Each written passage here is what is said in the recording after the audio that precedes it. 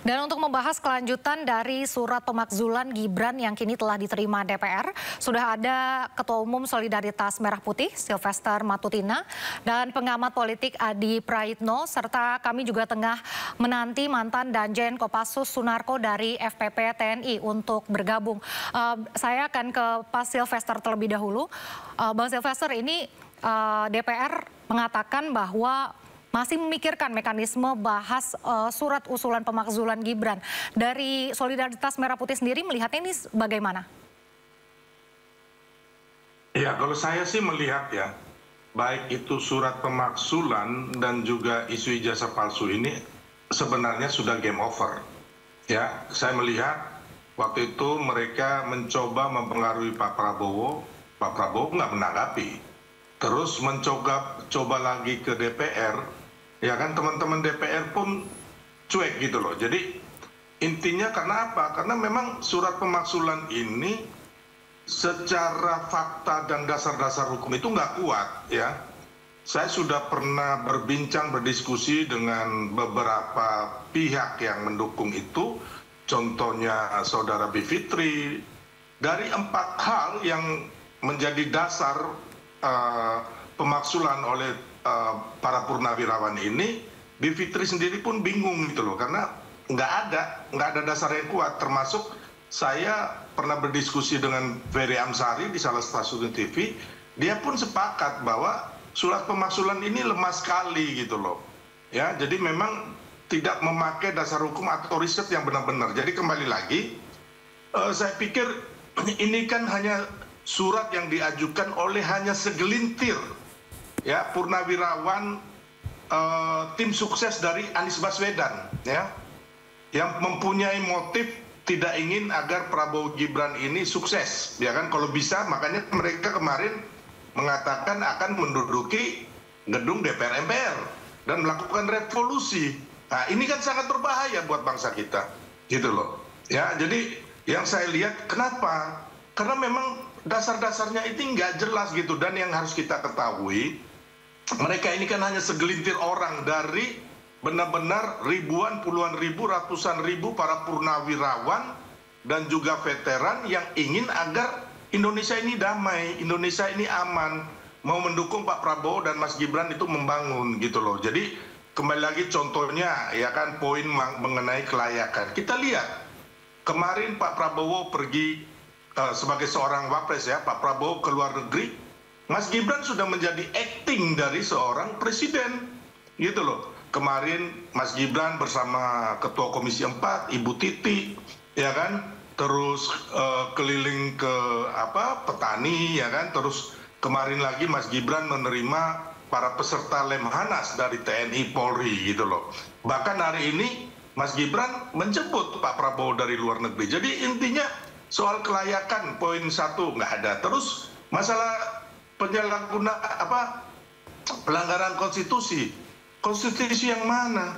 Ya kan, putusan MK nomor 90 itu kan sudah final dan binding. Termasuk putusan MK ya kan?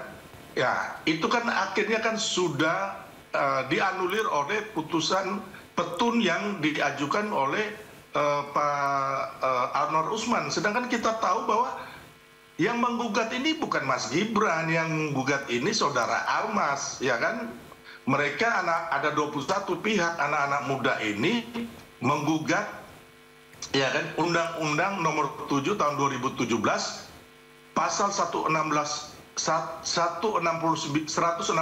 huruf Q yang mengatakan bahwa calon presiden dan wakil presiden itu di atas 40 tahun. Nah, ya kan, di situ akhirnya anak-anak muda ini ada yang mengajukan kalau bisa di bawah 40 tahun, di bawah 30 tahun, di bawah 20 tahun, ya kan, bahkan di bawah 18 tahun.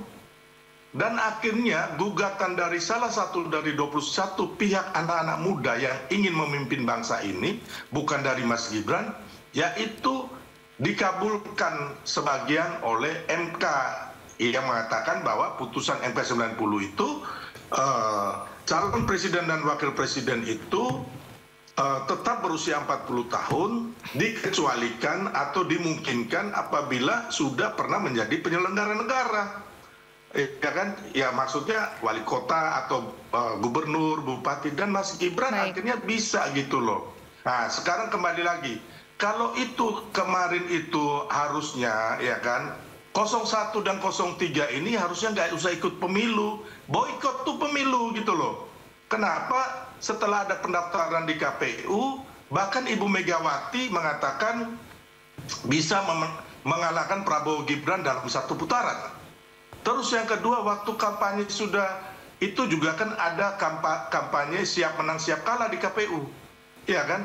Nah, terus hasil pemilu, ini para purnawirawan yang segelintir ini, waktu setelah Pilpres 14 Februari, sebulan kemudian mereka ini di bawah komando Sunarko dan Soeharto, mereka mendatangi KPU, gitu loh, dan meminta agar Pilpres ini diulang karena curang.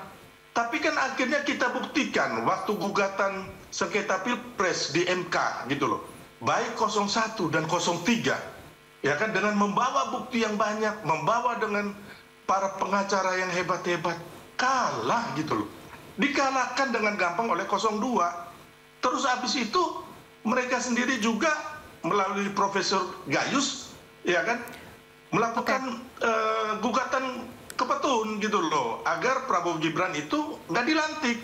Tapi itu pun ditolak gitu loh. Jadi intinya harusnya kalau memang benar-benar itu harus melalui konstitusi, harus ada pelanggaran.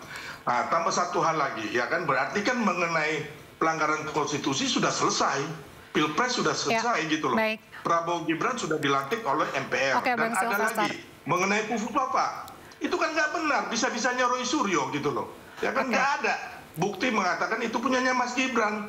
Terus mengenai yang ketiga adalah korupsi Pak Jokowi, nggak ada sama sekali gitu loh bukti-bukti korupsi. Baik Bang Silvester, ya kan? Saya ke Mas Adi Praitno dulu ya. Berita Aktual tersaji lengkap di sini. 7 pelaku dalam kasus Hezbollah meluncurkan Belum tahu kini menjadi Sindo Today. Satres narkoba. Hujan deras di Mobil rombongan wartawan. Sindosia. Korban meninggal dunia dan Indonesia, seorang terluka dalam.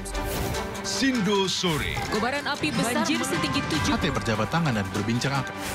Sindo Malam. Sindo News TV Beyond Headline. Suara tak layak dibungkam. Intelektualitas perlu diuji.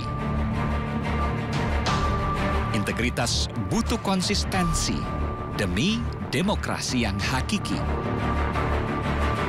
Suarakan kejujuran demi keadilan menuju kebenaran.